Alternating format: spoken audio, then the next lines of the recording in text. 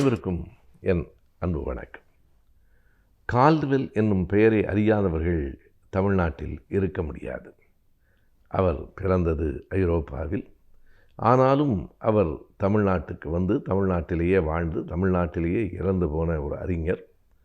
அவர் 1856 கொண்டு வந்த ஒரு புத்தகம், தென்னிந்திய அல்லது திராவிட மொழி குடும்பங்களினுடைய ஒப்பிலக்கணம் என்னும் அந்த நூல்தான் அந்த comparative grammar of south Indian or Dravidian languages family என்கிற அந்த புத்தகம்தான் ஒரு மிகப்பெரிய சமூக மாற்றத்தையும் இங்கே கொண்டு வந்தது என்று சொல்லலாம். இன்றைக்கு திராவிடம் என்கிற சொல் தமிழ்நாட்டில் எல்லோராலும் அறியப்பட்ட, திராவிடம் என்கிற சொல்லை விலக்கிவிட்டு அரசியலில் கூட கால் ஊன்ற முடியாது என்கிற நிலையில் இருக்கிறது என்றால், அந்த திராவிடம் என்கிற சொல் கால்டுவெல் அவர்களுக்கு பிறகுதான் இந்த நாட்டில் பெருவழக்காயிற்று.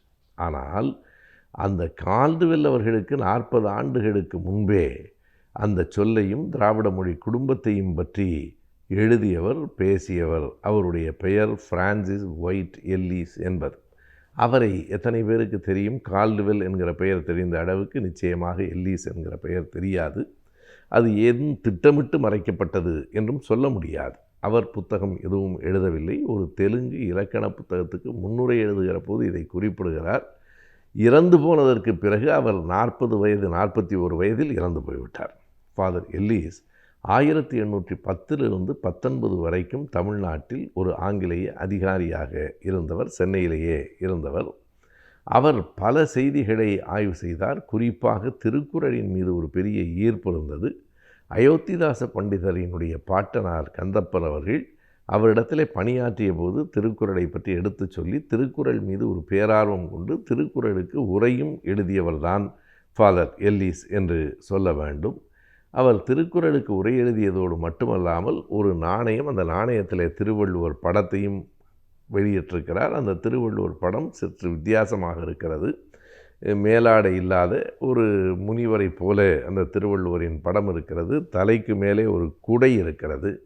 அதை உற்று பார்த்தால் குடை மாதிரியும் இருக்கிறது, சிலுவை மாதிரியும் இருக்கிறது. அது அவருடைய சமயம் சார்ந்த ஒரு நம்பிக்கையின் வெளிப்பாடாக இருக்கலாம்.